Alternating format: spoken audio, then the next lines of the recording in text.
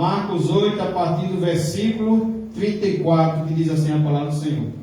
Então, convocando a multidão e juntamente os seus discípulos, Jesus lhes disse: se alguém quer vir após mim, negue a si mesmo, tome a sua cruz e siga-me. Pois quem quiser salvar a sua vida, a perderá. E quem perder a vida por minha causa e por causa do Evangelho, esse a salvará. De que adianta uma pessoa ganhar o mundo inteiro e perder a sua alma? Que daria uma pessoa em troca de sua alma?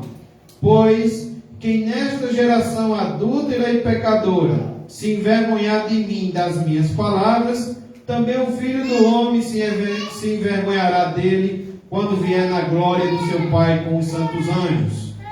Dizia-lhes ainda: em verdade lhes digo, que dos que aqui se encontram, existem alguns que não passarão pela morte até que vejam ter chegado com poder o reino de Deus. Oremos ao Senhor. Pai querido, essa é a leitura, Senhor, da Tua palavra esta noite. Cremos que também o Senhor preparou para esse momento, para os nossos corações, porque precisamos, ó Senhor. Como disse já o irmão Clóvis em oração, ela é o prumo, Senhor. Ela, Senhor, é a regra e prática de fé, Senhor. E, Senhor, ela é a palavra que Teus discípulos a amam e obedecem, ó Senhor. Então, Senhor, nos ajuda, Senhor, a conhecermos mais do Senhor nessa noite. Nos faz avaliarmos nossa vida cristã, nossa caminhada cristã, nossos comportamentos, atitudes, comportamentos, ó Senhor. Qualquer outra coisa, Senhor, nos faz avaliar, sermos avaliados pelo Senhor e sermos corrigidos. Porque, Senhor, não podemos ser apenas ouvintes, precisamos ser operosos praticantes, ó Senhor, da Tua palavra. Senhor, nos abençoa, a Tua palavra tem poder para isso. Precisamos da iluminação do Teu Santo Espírito. Faz isso pela Tua igreja, para a Tua glória e para a edificação da Tua igreja. E assim já te oramos e pedimos em nome de Jesus. Amém. Meus irmãos, o tema de hoje é sobre discipulado, não é? Em algumas versões bíblicas tem aí o chamado do discipulado.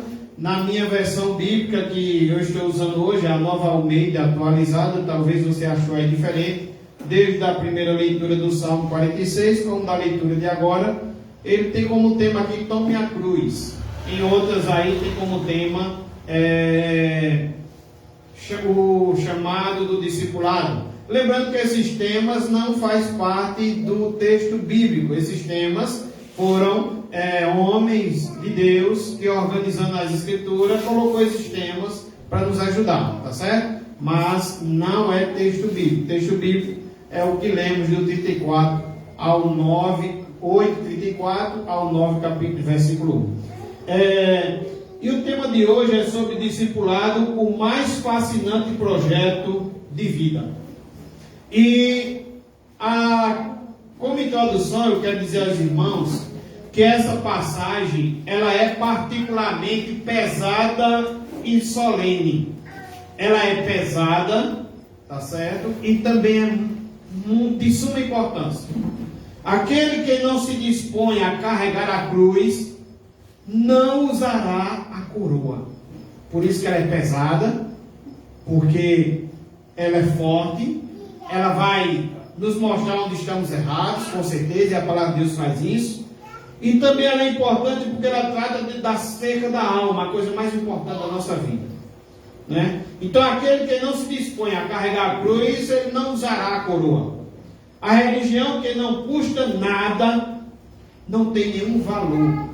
Há até uma frase que eu já vi dizendo: olha, se você é um crente e você não está passando por luta nenhuma, você não está carregando a cruz, não está passando por luta nenhuma, por perseguição, tem algo estranho com você. Então a grande intenção desse texto aqui hoje é entre encontrar prazer neste mundo, a parte de Deus, entre encontrar prazer neste mundo sem Deus, ou encontrar Deus nesse mundo e nele ter todo prazer. Jesus sabia que as multidões, a gente observa aqui no 34, que ele convoca as multidões, então ele está falando às multidões, e também diz que juntamente seus discípulos, ou seja, ele também fala aos seus discípulos. E Jesus sabia que as multidões que o seguiam, estavam apenas atrás de milagres, muitas vezes, apenas atrás de milagres e prazeres terrenos, e não estavam dispostos a trilhar o caminho da renúncia nem pagar o preço do discipulado. É aquilo, meus irmãos, que muitas vezes temos o Senhor como Salvador, mas não temos Ele como Senhor. Temos Ele como Salvador, mas não temos Ele como Senhor. E Jesus não somente abraça o caminho da cruz, mas exige o mesmo de seus seguidores. Foram várias as tentativas para afastar Jesus da cruz. Lá na tentação, Satanás tentou ele no deserto para que ele se afastasse da cruz. A multidão, algumas vezes, quis também fazer dele rei, para que ele também não fosse para a cruz. E no último sermão, a gente viu que Pedro tentou reprová-lo. Quando ele disse que é necessário, Pedro vai e reprova. Mas Jesus rechaçou todas essas propostas com veemência. Tendo afirmado os requisitos de Deus para o Messias, no versículo 31, quando a gente vê que então Jesus começou a ensinar-lhes que era necessário que o Filho do Homem sofresse muitas coisas, fosse rejeitado pelos anciãos, pelos principais sacerdotes e pelos escribas, fosse morto e que depois de 3 dias ressuscitasse. Então, depois de Jesus ter reafirmado ou afirmado essa questão dos requisitos de Deus para ele, para o Messias, Jesus agora no texto de hoje declara, meus irmãos, acerca de exigências de Deus para o discipulado. Acerca de exigências de Deus para o discípulo. A natureza e o caminho dos discípulos, irmãos, eles são padronizados de acordo com quem Jesus é e para onde ele está indo. Então a natureza da nossa caminhada, do nosso discipulado, de como estamos andando, ele tem que ser padronizado de acordo com quem Jesus é, e ele é Salvador e é Senhor, como também, meus irmãos, para onde Jesus está indo. Então Jesus exige dos seus seguidores espírito de renúncia e sacrifício. Jesus nunca tratou de subornar os homens oferecendo-lhes um caminho fácil, né? Não lhes ofereceu amenidades. Jesus o que nos ofereceu foi glória. O discipulado é uma proposta oferecida a todos indistintamente. No versículo 34, mais uma vez, ele convoca a multidão. Então está sendo oferecido a todos indistintamente. Jesus dirige-se não apenas aos discípulos, mas também à multidão. O discipulado não é apenas para uma elite espiritual, mas para todos quantos quiserem seguir a Cristo.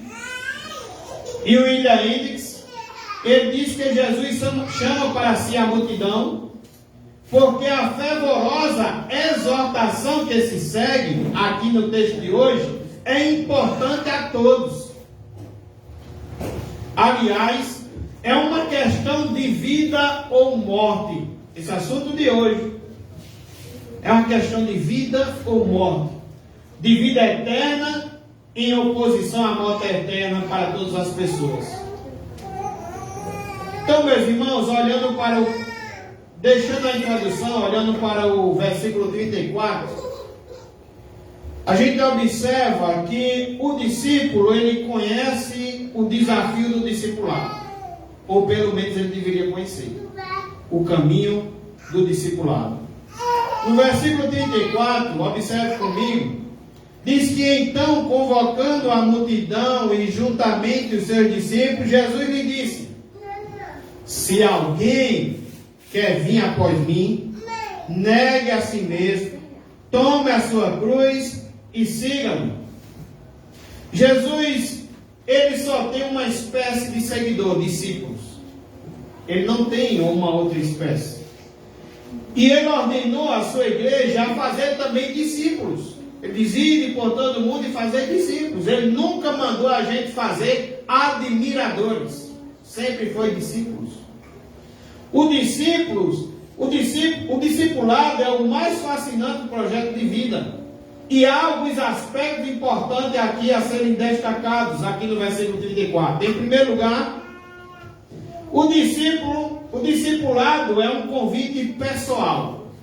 Se você olhar para o versículo 34, depois que ele diz, então convocando a multidão e juntamente os seus discípulos, Jesus lhe disse, e aqui eu quero observar com você só uma parte agora, que diz, se alguém quer vir.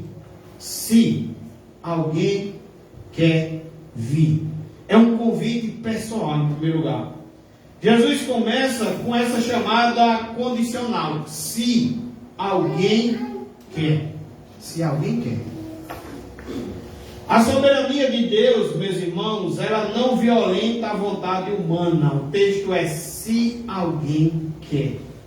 É preciso existir uma predisposição para seguir a Cristo. Jesus falou de 4 tipos de ouvintes. Outra hora ele disse que muitas vezes os ouvintes eram endurecidos, algumas vezes os ouvintes eram superficiais, outras vezes os ouvintes eram ouvintes ocupados, mas outras vezes eles eram ouvintes receptivos. Então, se alguém quer. Isso nos mostra que muitos querem apenas o glamour do Evangelho, mas não querem a cruz. Muitos querem os milagres, mas não querem renúncia. Querem prosperidade e saúde, mas não querem arrependimento. Querem o paraíso na terra e não a bem-aventurança no céu. Jesus falou também que o homem que vai construir uma torre, sem calcular o custo, ou o general que vai a uma guerra sem avaliar com quantos soldados deve contar, é uma pessoa tola. Isso nos mostra, meus irmãos, que precisamos calcular o preço do discipulado. Ser discípulo de Cristo não é somente dizer eu aceito Jesus Cristo. Não é somente dizer ele é meu Salvador e só assim eu estou salvo. O Mateus vai falar dos falsos profetas, de homens que falavam em nome do Senhor, de homens que pregavam em nome do Senhor, que curavam em nome do Senhor, que expulsavam em nome do Senhor, mas naquele dia o Senhor vai dizer, afastai-vos de mim, vocês que praticam a iniquidade. Chamavam ele de Senhor, usavam o nome de Senhor, mas não abandonavam os seus pecados. Não existia renúncia. Precisamos calcular o preço do discipulado, porque o Senhor ele nos faz um convite pessoal. Se alguém quer, é um convite pessoal. Se alguém quer. Precisamos entender que a graça, a salvação ela é de graça. Já foi um tema aqui dos jovens e adolescentes. Que a salvação é de graça, mas não é de graça. Custou um alto preço para Cristo, como também custa um alto preço para quem quer ser discípulo de Cristo. Aqui a gente poderia lembrar de João Batista. Para João Batista custou a cabeça. Para outros custaram ser pendurados de cabeça para baixo.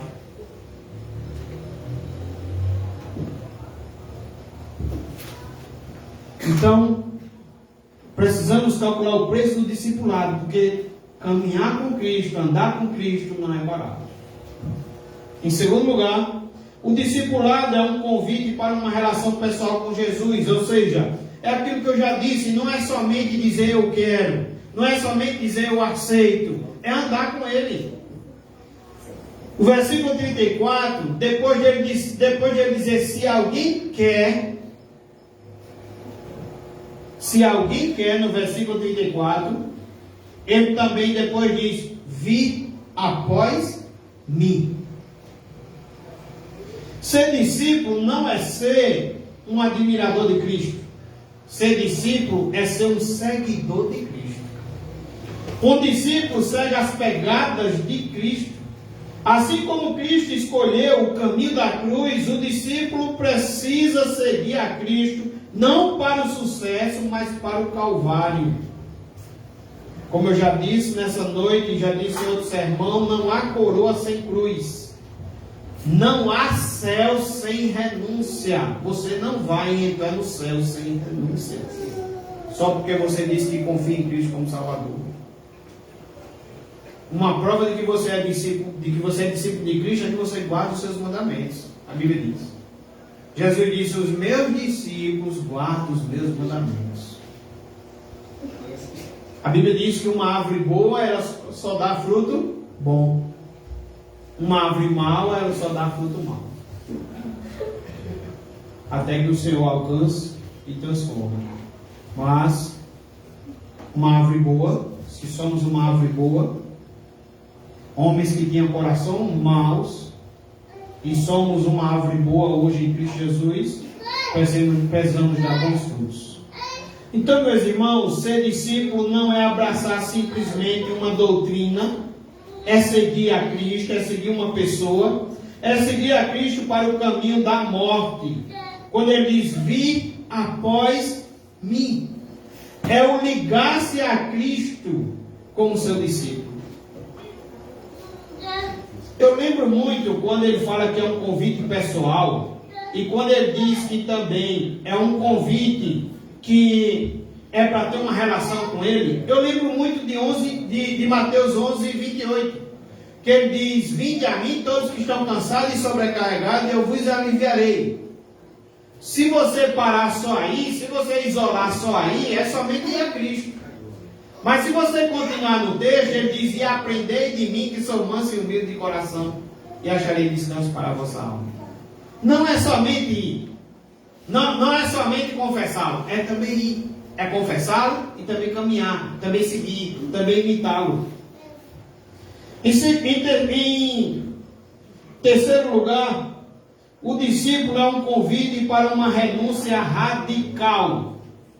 Primeira coisa, ele diz que o discípulo conhece o desafio do discipulado, porque o Senhor faz um convite pessoal, se alguém quer. Segundo lugar, o discípulo é um convite para uma relação pessoal com Jesus, quando ele diz: vi após mim. Em terceiro lugar, o discípulo é um convite para uma renúncia radical, porque também no versículo 34 ele diz: negue a si mesmo. Negue a si mesmo. Cristo nos chama não para a afirmação do eu, mas para a sua renúncia. É interessante, às vezes a gente vê algumas postagens: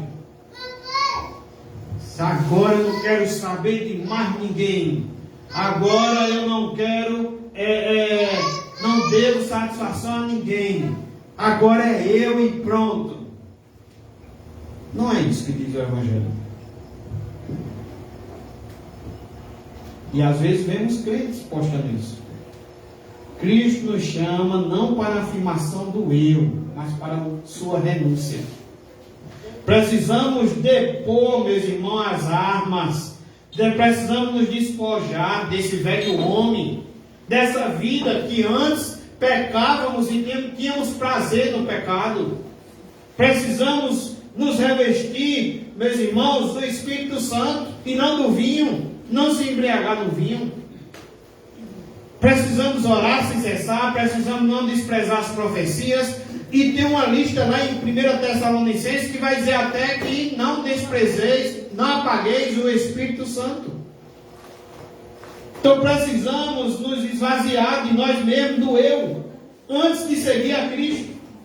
Precisamos abdicar do nosso orgulho, da nossa soberba, presunção e autoconfiança antes de seguirmos as pegadas de Cristo.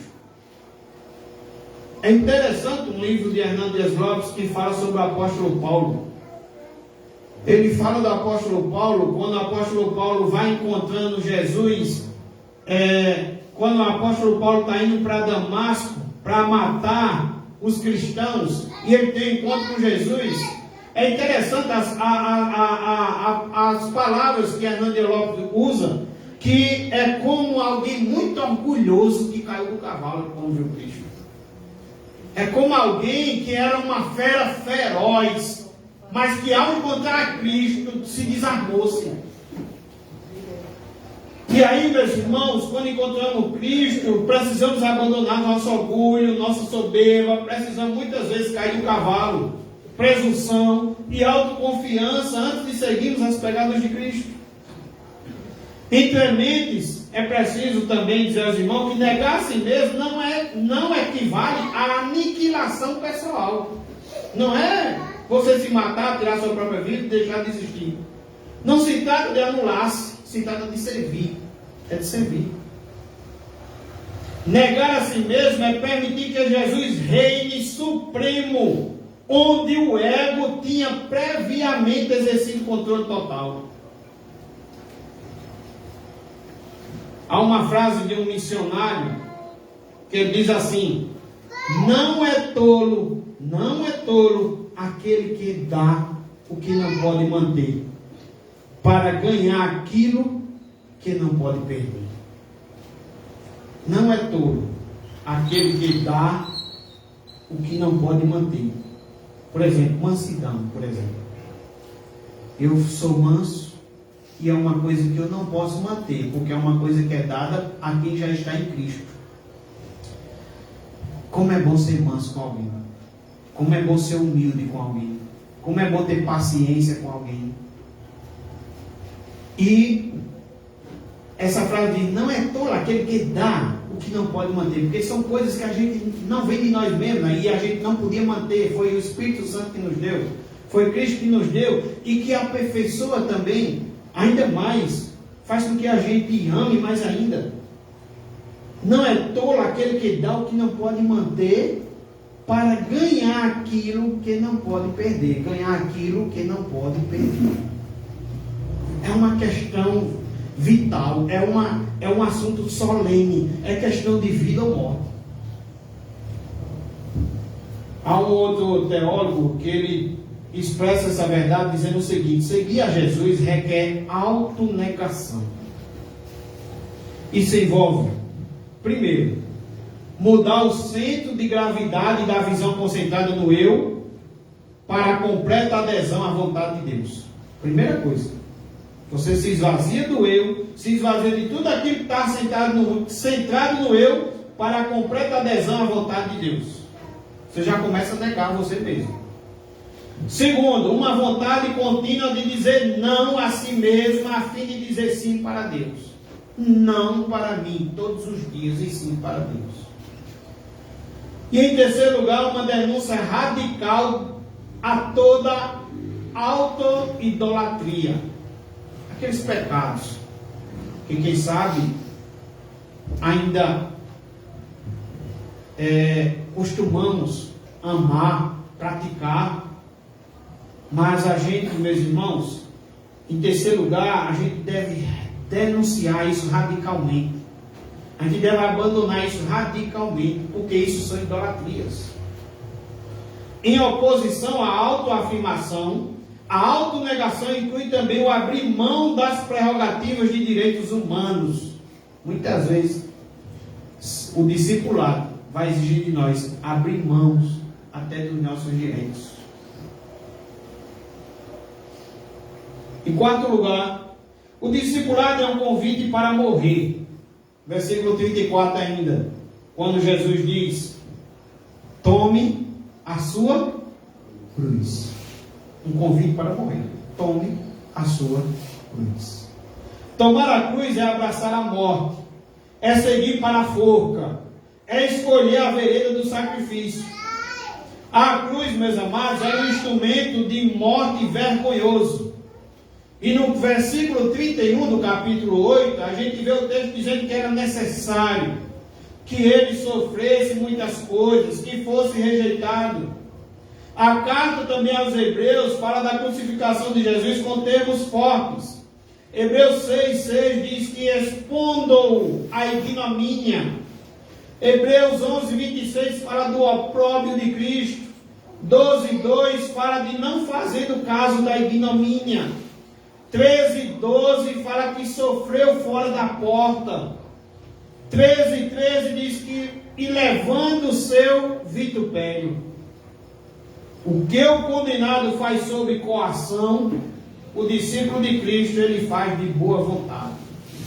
A cruz não é apenas um emblema ou um símbolo cristão, mas um instrumento de morte.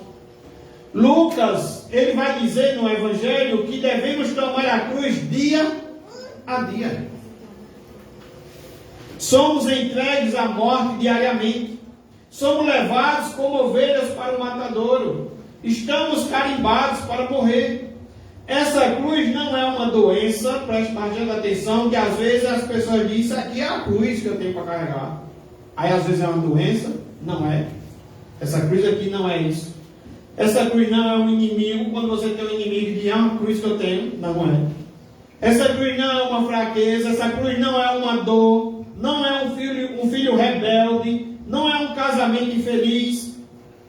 Essa cruz fala da nossa disposição de morrer para nós mesmos, para os prazeres e os deleites, irmãos, deste mundo, da nossa carne.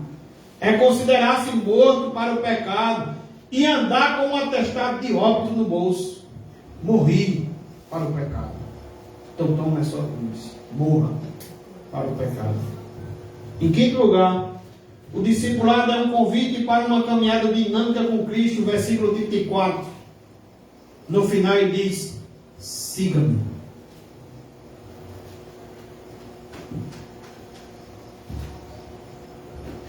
Esquecer esse siga-me, meus irmãos, é olhar para aquele jovem rico e dizer que Jesus somente disse, vende tudo que tu tem e dá aos pobres. No final ele também diz, e siga-me. Esquecer esse siga-me é olhar para a mulher adúltera e dizer, Jesus perdoou a mulher adúltera. E esquecer que no final ele diz, vai e não peques mais. Seguir a Cristo é algo sublime e dinâmico. Esse desafio nos é exigido todos os dias. Em nossas escolhas devemos seguir a Cristo em nossas escolhas. Devemos seguir a Cristo em nossas decisões. Devemos seguir a Cristo em nossos propósitos, em nossos sonhos, em nossas realizações. Seguir a Cristo, meus irmãos, é imitá-lo. É fazer o que Ele faria em nosso lugar. Olha que frase forte. É fazer o que Ele faria no nosso lugar. Jesus Cristo subiu, meus irmãos, ao céu, está à direita de Deus Pai. A Bíblia diz que lá também Ele está intercedendo por nós. E agora, Jesus Cristo precisa ser visto em nós, que dizemos que somos discípulos. Isso é muito forte. Você agora tem que fazer o que você acha que Cristo faria. E isso, com certeza, que vai nos orientar é a Bíblia. São os sermões bíblicos, as pregações bíblicas, a oração, para que o Espírito Santo nos ilumine. Então, meus irmãos, é imitá-lo. É fazer o que Ele faria em nosso lugar. Por isso que, às vezes, algumas pessoas nos ensinam, olha, quando você for fazer alguma coisa daqui para frente, você já entregou a vida a Cristo. Quando você for fazer alguma coisa daqui para frente, você pergunta, eu vou fazer isso, mas como Jesus Cristo faria? Em tudo que você for fazer, eu acho que o Cláudio já citou isso aqui também. Em tudo que você for fazer, você pergunta, como é que Cristo faria? É amar o que Ele ama e é aborrecer o que Ele aborrece. É viver a vida na perspectiva de Deus, de Cristo. O William Hendricks, ele também, falando sobre esse assunto, ele diz que aqui o sentido de seguir a Cristo é o de confiar nele, é o de caminhar em seus passos, é o de obedecer ao seu comando, por gratidão pela salvação dele. Paulo também reafirmou esse processo de conformar-se com Cristo na sua morte. Em Filipenses 3,10, Paulo sabia, preste atenção, que não se pode ter Jesus no coração sem carregar uma cruz nas costas. Então, meus irmãos, O discipulado é um convite pessoal. Jesus está te convidando. Convidou você. E ainda é se você quiser. Por isso que não funciona. Bajulação. Meu irmão, tem como você fazer isso não, meu irmão? Ô meu irmão, por favor, não tem como você fazer isso não, meu irmão? Ô meu irmão, por favor, meu irmão, não tem como você ir para o culto hoje não. Você está faltando, meu irmão. É se você quiser. É um convite a você. E é se você quiser.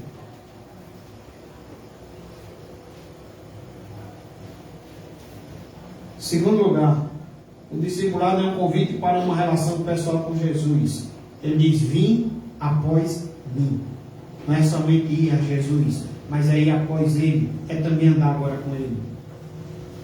Voltando àquele texto lá de Mateus, é aceitando o jugo de Jesus. E jugo, como eu já expliquei aqui na igreja, o jugo era algo que Jesus certamente faria como filho de carpinteiro, que era algo que fazia para colocar nos bois, uma canga para colocar em 2 bois, em 2 animais iguais, que iam andar e aqueles animais não poderiam ir para um outro local. Eu não sei se vocês já viram, eu vejo muito na cidade de Edivânia. Até tenho o desejo de quando chegar lá, ver se eu subo numa carrocinha daquela para ver como é que é aqueles bois puxando aquela carrocinha. 2 bois com um jugo, e certamente o jugo do homem é um fardo, é um jugo que não é suave, às vezes machuca o boi, mas o jugo de Jesus não machuca, irmãos. E é um jugo que é colocado, seria colocado em 2 bois, e eles não conseguem ir para lugares diferentes. Então Jesus convida você, se você quiser. Se você aceitou, se você creu, agora, meu irmão, você tem um convite a andar com Jesus. Em tudo que você for fazer. Terceiro lugar, o discipulado é um convite, meus irmãos, para morrer, porque é tome a cruz. Também é um convite para uma renúncia, negue a si mesmo. E é uma renúncia radical. O discipulado também é um convite para uma caminhada dinâmica com Cristo, porque ele diz: siga-me. Não é somente confessá-lo, também é seguir a Cristo.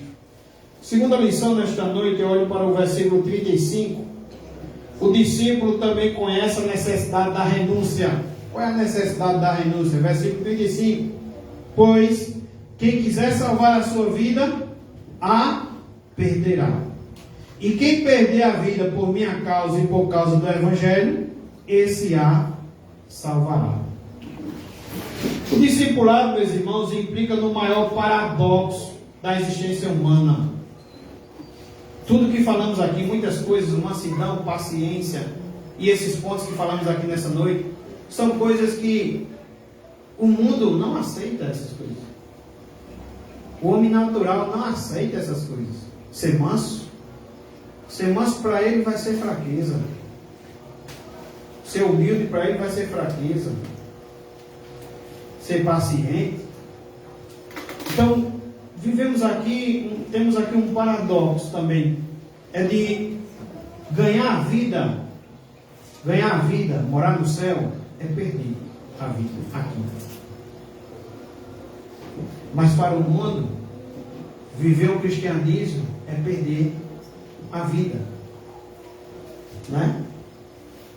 Os valores de um discípulo estão invertidos. Ganhar é perder e perder é ganhar. O discípulo vive no mundo de ponta cabeça. Para ele, ser grande é ser servo de todos. Ser rico é ter a mão aberta para dar. Ser feliz é renunciar aos prazeres do mundo. Satanás, meus irmãos, ele promete a você glória, mas no fim lhe dá sofrimento. Cristo oferece a você uma cruz, mas no fim lhe oferece uma coroa e conduz a glória.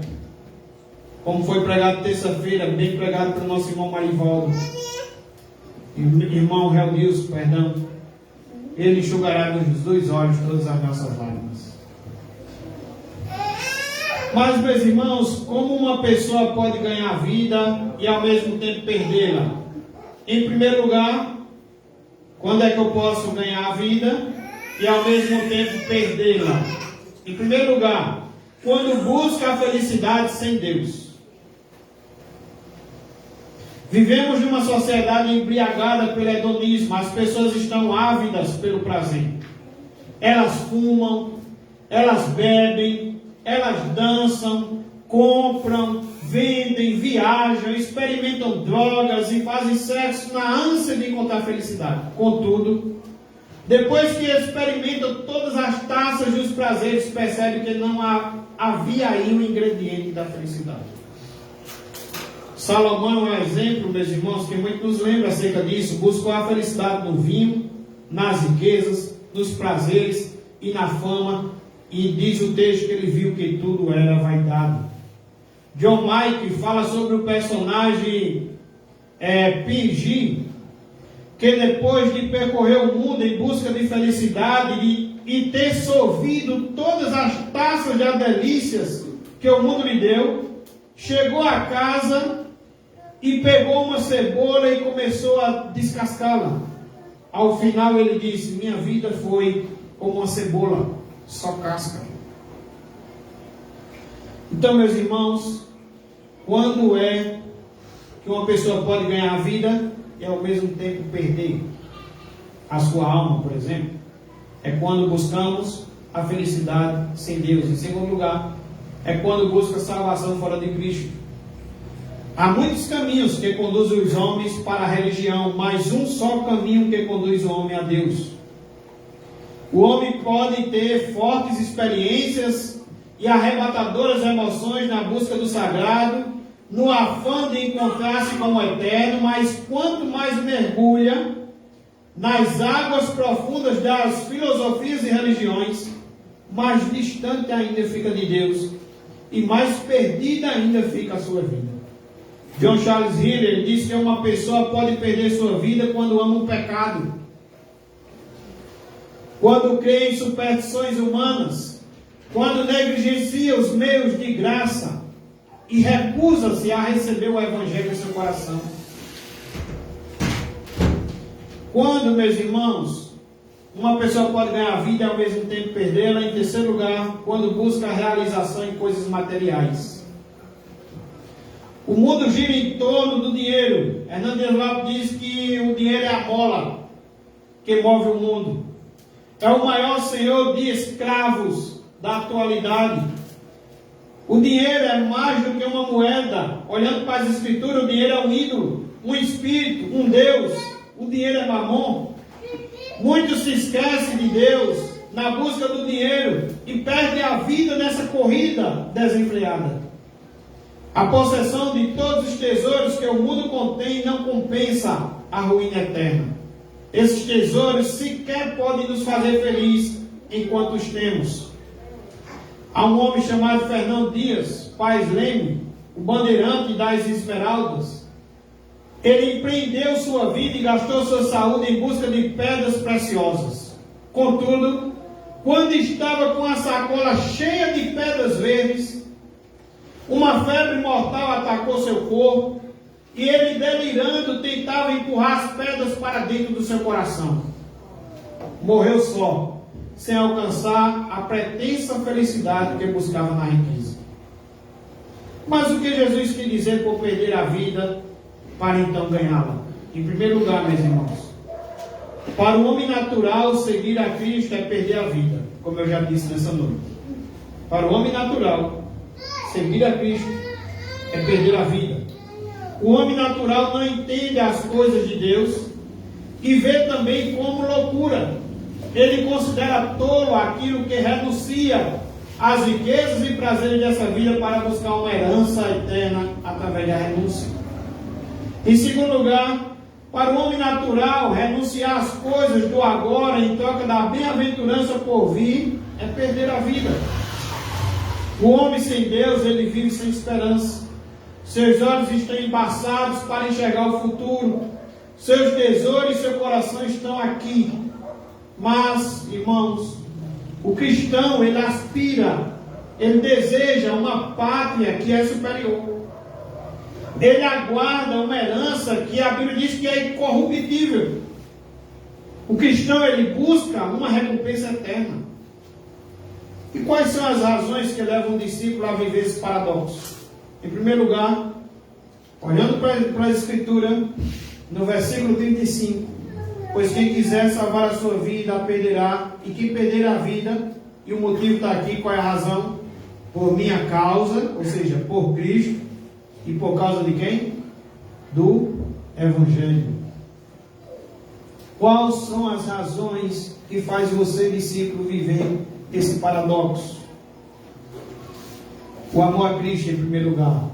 Fazer qualquer renúncia, meus irmãos, por qualquer outra motivação é tolice. Se você não veio aqui por amor a Cristo, é tolice. Se você participa de um meio de graça e não é por amor a Cristo, é tolice. Mas se você faz isso por amor a Cristo, você está com a razão correta. De nada adianta jejuns, penitências, sacrifícios, se isso não for por amor a Cristo. Perder a vida por amor a Cristo não é um ato de desperdício, mas de devoção. Em segundo lugar, por que razão o cristão deve viver esse paradoxo? Além do amor a Cristo, o texto diz por amor ao Evangelho. A segunda motivação, além de Cristo, meus irmãos, são as pessoas. Você deve viver esse paradoxo. Por amor a Cristo, você foi alcançado e sabe de onde Cristo te tirou. E agora pelo amor ao Evangelho, que é amor às pessoas. Pessoas que estão cegas por Satanás, presas, escravas, mortas nos seus delitos e pecados, precisam ouvir esse Evangelho. A devoção pessoal a Cristo conduz-nos ao dever de repartir o Evangelho com os outros. Devemos ser discípulos por causa de Cristo, meus irmãos, e por causa do Evangelho. Olhando ainda para o versículo 36 e 37, o discípulo também sabe o valor inestimável da vida. Em primeiro lugar, o dinheiro não pode comprar a bem-aventurança eterna. Versículo 36. De que adianta uma pessoa ganhar o mundo inteiro? Vou parar aqui nessa primeira parte. De que adianta uma pessoa ganhar o mundo inteiro? O dinheiro não pode comprar a bem-aventurança eterna. Transigir com os obstáculos de Deus, vender a consciência e a própria alma para juntar riquezas é uma grande tolice. A vida é curta e o dinheiro perde o seu valor para quem vai para o túmulo. A morte, ela nivela os ricos e os pobres. Nada trouxemos e nada levaremos do mundo. Passar a vida correndo atrás de um tesouro, meus irmãos, que é de pouco tempo, é loucura. Por sua confiança na instabilidade e efemeridade da riqueza, é estultícia. Adolf Hippot, ele diz que a apostasia de Jesus, ou você apostatar de Jesus, em nenhum lugar é recompensada com a posse do mundo inteiro. Em nenhum lugar. Deixar Jesus, deixar os meios de graça, deixar de caminhar na igreja, em nenhum lugar você vai ser recompensado. E é interessante quando ele diz, o salário muitas vezes está bem mirrado. Talvez 30 moedas de prata, lembrando aqui de Judas, talvez 30 moedas de prata e uma corda. Mas, mesmo que o desertor ganhasse o mundo inteiro, o prejuízo não valeria a pena. Ainda que você ganhasse o mundo inteiro, o prejuízo não valeria a pena, porque você perderia a sua alma. William Barclay diz que o que importa é como aparecerá aos olhos de Deus o balanço da nossa vida. Até porque, depois de tudo, Deus é o auditor que ao final devemos enfrentar. Ainda olhando para o versículo, meus irmãos, de que adianta uma pessoa ganhar o mundo inteiro? Continuando, diz, e perder a sua alma. A salvação da alma vale mais que riquezas. É melhor ser salvo do que ser rico. A riqueza só pode nos acompanhar até o túmulo, mas a salvação será desfrutada por toda a eternidade.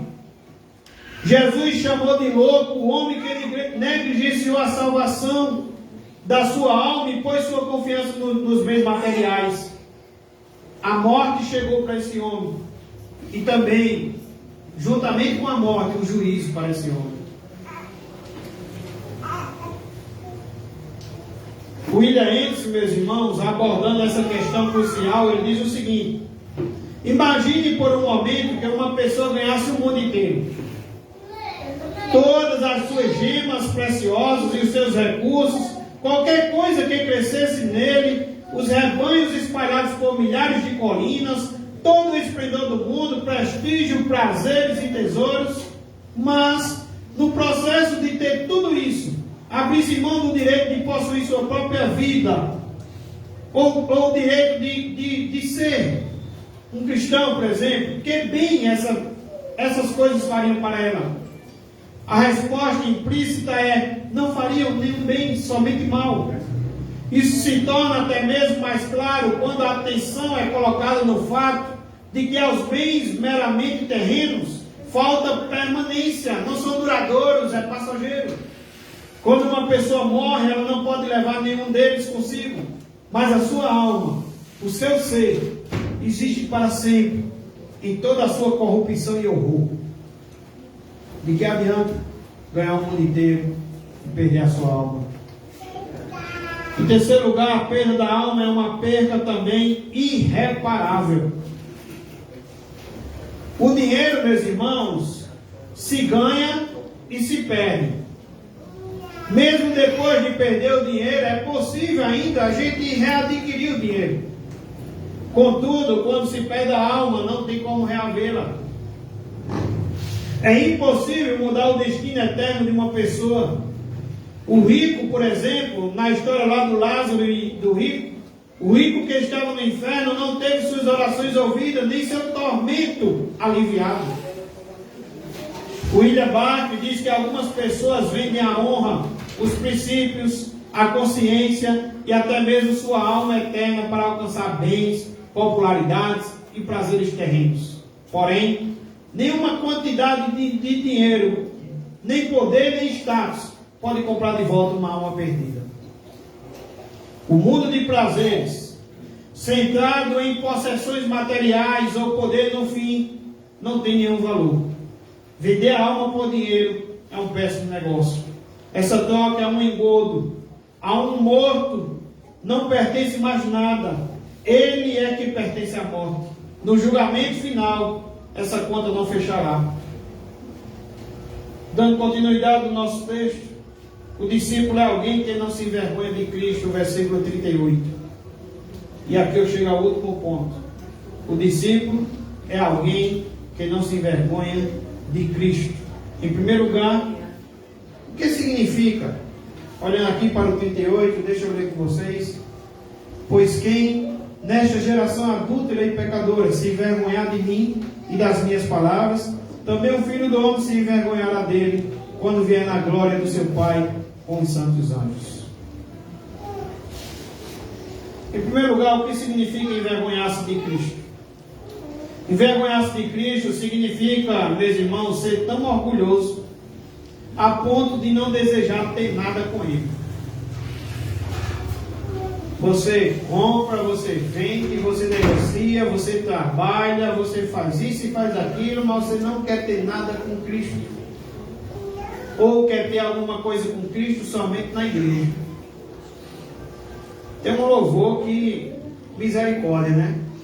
O filho diz: mamãe, quero morar na igreja.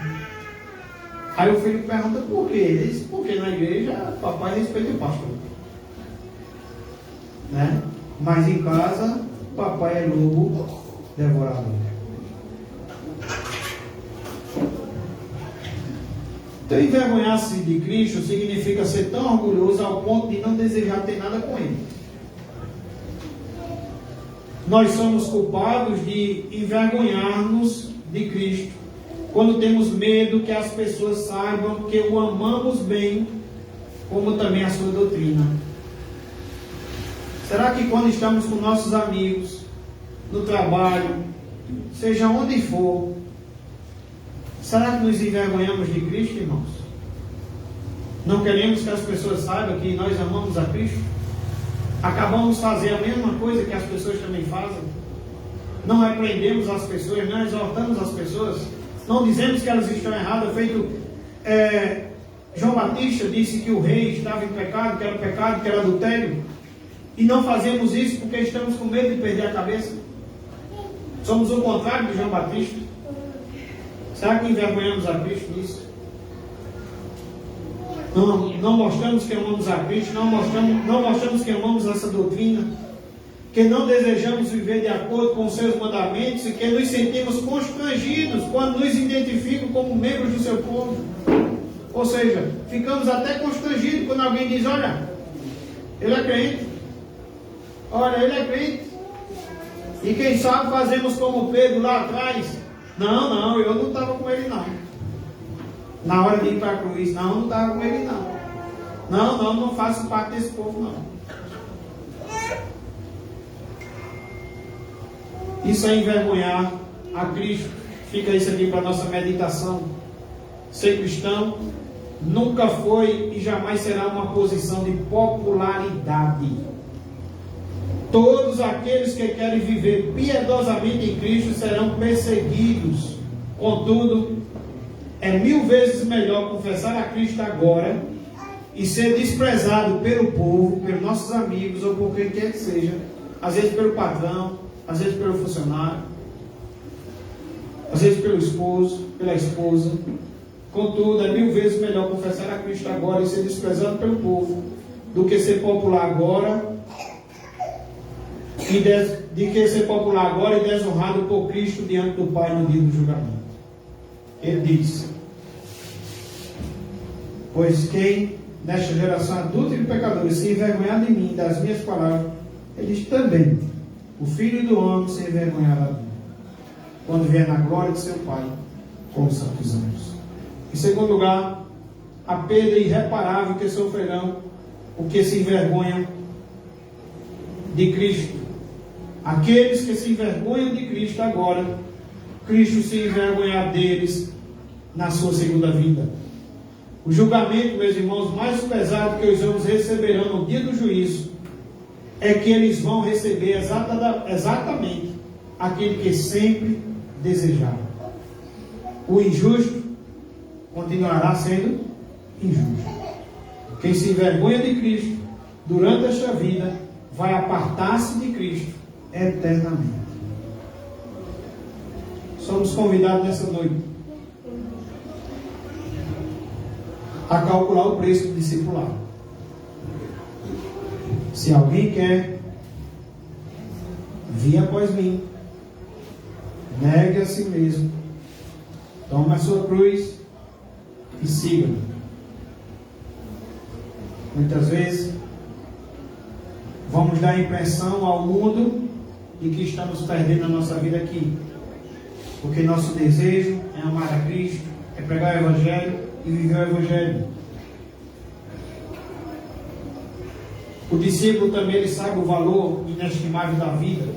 Sabemos de onde vimos, sabemos para onde vamos, sabemos que ainda que se fosse possível ganhar o mundo inteiro, ainda não pagaria o prejuízo de uma eternidade sem Deus, sem Cristo.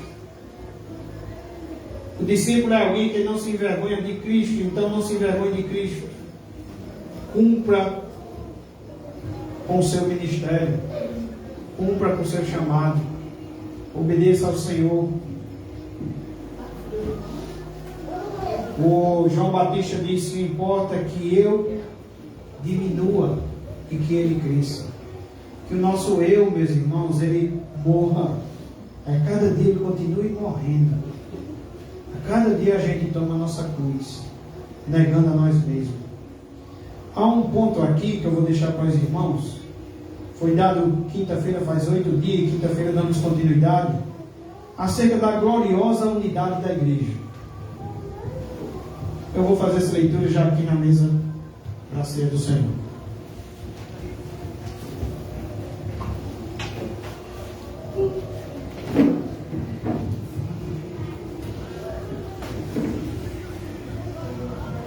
Acerca da gloriosa unidade da igreja, vai dizer, meus irmãos, achei bem interessante isso, Efésios, quem quiser acompanhar, Efésios, serve também para reflexão, juntamente com a pregação e com o momento da ceia.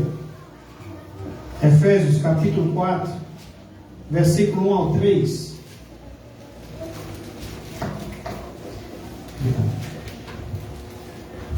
Capítulo 4, versículo 1 ao 3. O texto diz: por isso eu, o prisioneiro no Senhor.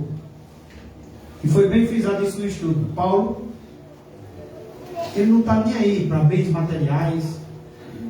Ele não está nem aí para se o mundo está achando que ele está perdendo a vida e viver para Cristo. Mas ele diz: eu sou prisioneiro no Senhor. Ele é escravo do Senhor. Ele diz: eu, o prisioneiro no Senhor, peço que vocês vivam de maneira digna.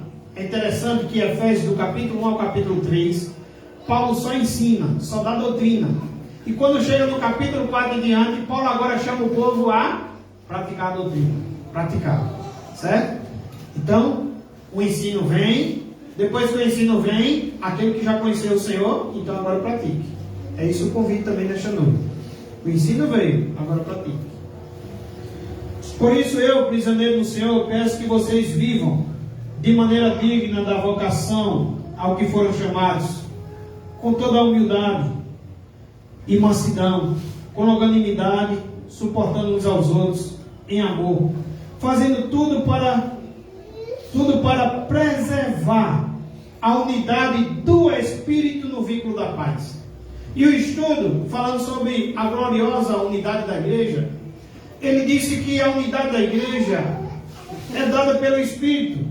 É tanto que o texto aqui diz a unidade do Espírito. Não foi ninguém que... É diferente quando a gente tem um time, por exemplo, de futebol, e a gente pega um fardamento e coloca nas pessoas. Aquelas pessoas estão representando um time, mas muitas vezes são intrigadas, não são unidas, como acontece a união no corpo de Cristo. Então uma coisa é uniformidade, outra coisa é unidade.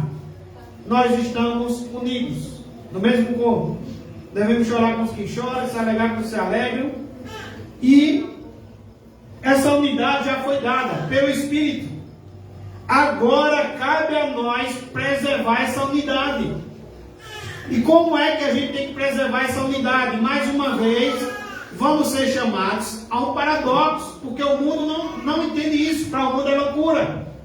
E aí vem o que a gente leu no texto. Primeira coisa, para a gente preservar essa unidade: mansidão. Olha o que é que diz mansidão. Não é sinônimo de fraqueza.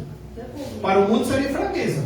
O cabo foi manso, levou um murro, quem sabe, ou foi caluniado, ou escutou algumas palavras, deixou para lá, foi manso. Para o mundo, ele foi fraco, sinal de fraqueza. E aqui diz o seguinte: não é sinônimo de fraqueza, ao contrário, é a suavidade dos fortes. É a suavidade dos fortes. Não somos fracos, somos fortes no Senhor. E somos mansos, porque o Senhor nos deu essa suavidade. Suavidade dos fortes, cuja força está sob controle.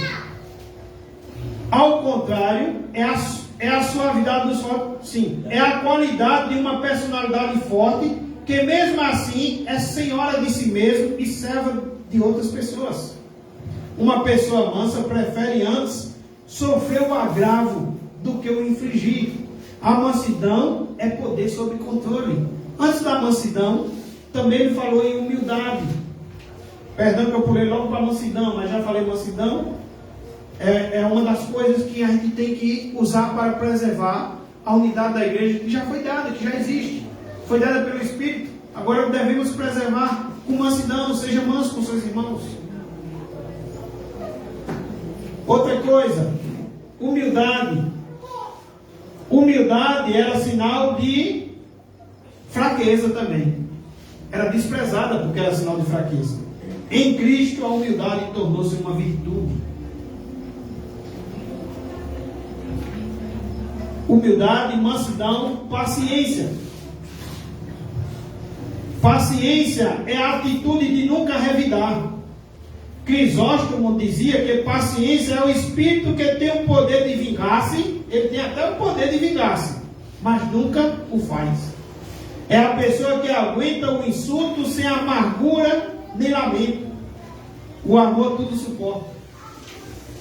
Em último lugar, como preservar a unidade da igreja, e para cear temos que estar preservando essa unidade. Além da humildade, mansidão, paciência, o texto nos fala que devemos suportar uns aos outros em amor. Suportar uns aos outros em amor, meus irmãos, fazer isso não por um dever amargo, mas com amor. Representa ser clemente com as fraquezas dos outros, não deixando de amar o próximo, nem os amigos por causa de suas faltas, ainda que talvez nos ofendam ou desagradem. Somos chamados a renúncia, irmãos, a uma renúncia radical, a imitarmos a Cristo. Somos chamados a fazer isso. Aí você poderia mais uma vez perguntar, por quê? Qual é o fundamento de eu fazer isso? E por que eu devo fazer isso? Aí você olha para a sua Bíblia, Efésios capítulo 4, aí vem um fundamento, no versículo 5. No versículo 4 está o fundamento. Há somente um corpo e um só Espírito, como também é uma só esperança para a qual vocês foram chamados. Há um só Senhor, meus irmãos, que é Jesus Cristo, nosso Senhor, nosso Salvador. Uma só fé, um só batismo, um só Deus e Pai de todos, o qual é sobre todos, age por meio de todos e está em todos. Está aí o fundamento. Porque você deve ser discípulo, e porque você deve amar os mandamentos do Senhor, porque você deve negar a si mesmo, porque você deve tomar sua cruz, porque você deve ser manso, humilde, porque você deve ser generoso, e tantas outras coisas, irmãos. É porque há um só Senhor. É porque você quer ser salvo. Que adianta ganhar o mundo inteiro e perder a sua alma.